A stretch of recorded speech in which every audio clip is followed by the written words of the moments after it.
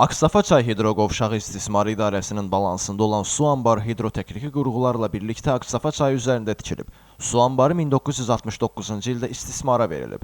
Perspektiv planda su anbarının 74 bin hektar sahənin suvarılması nəzərdə tutulub. Su anbarı Azərbaycan-Ermənistan sərhəddində yerləşir və daim mühafizəsi təşkil olunur. Qazax rayonunda yerləşən hidroqovşaq kanalları ilə birlikdə kompleks su təsərrüfatı sayılmaqla regionun ən böyük hidrotexniki qurğusu hesab olunur.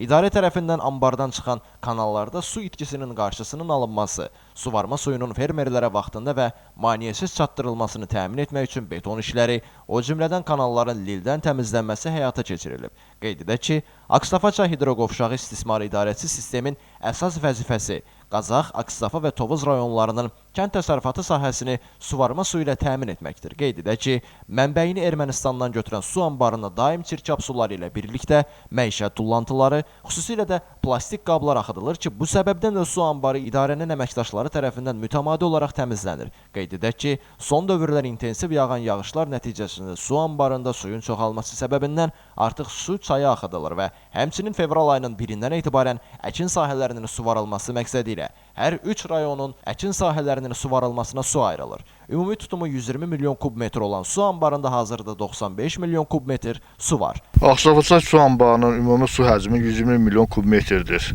Cari ilin bugünkü gündən anbarımızda 95 milyon su yığılmışdır. Hal-hazırda bildiyimiz kimi çaylarda gürsulluq dövrüdür. Bu gürsulluq dövründə də anbarın iş rejimi daim nəzərdə saxlanılır və tənzimlənir.